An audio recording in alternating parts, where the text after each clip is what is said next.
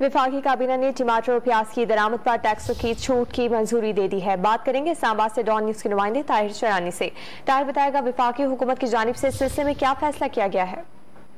जी देखें, सैलाब के बायस क्योंकि टमाटर और प्याज की किल्लत का हुकूमत की जानिब से खदशा जाहिर किया गया है और जो कीमतें बढ़ी हैं मकामी सतह पर, उसकी वजह से हुकूमत ने फैसला किया कि प्याज और जो टमाटर की ड्यूटी फ्री दरामद की जाएगी। तो इस हवाले से वजारत तिजारत ने सिफारिश की और उसके बाद रेवेन्यू डिवीजन यानी FBR की जानिब से समरी तैयार की गई जो वफाकी काबीना को भिजवाई गई और वज़ीर-ए-आज़म की हिदायत पर वफाकी काबीना ने सर्कुलेशन के जरिए इस समरी की मंजूरी ली गई, जिसके तहत टमाटर और प्याज की दरामद पर टैक्स छूट की मंजूरी दी गई है।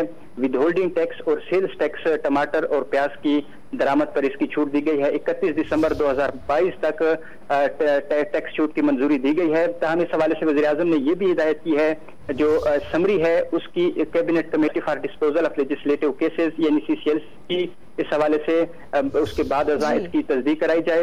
तो इसके बाद अब FBR की जानिब से नोटिफिकेशन जारी किया जाएगा और उसके बाद जो टैक्स छूट का इतलाक है वो कर दिया जाएगा और 31 दिसंबर 2022 तक ये छूट होगी। समरी में अगरचे अफगानिस्तान और ईरान का जिक्र शामिल नहीं है, लेकिन हुकूमत ने यह फैसला किया है कि अफगानिस्तान और ईरान से प्याज और टमाटर की टैक्स छूट दरामद की जाएगी। तफसीलात फराहम करने के लिए आपका शुक्रिया ताहिर।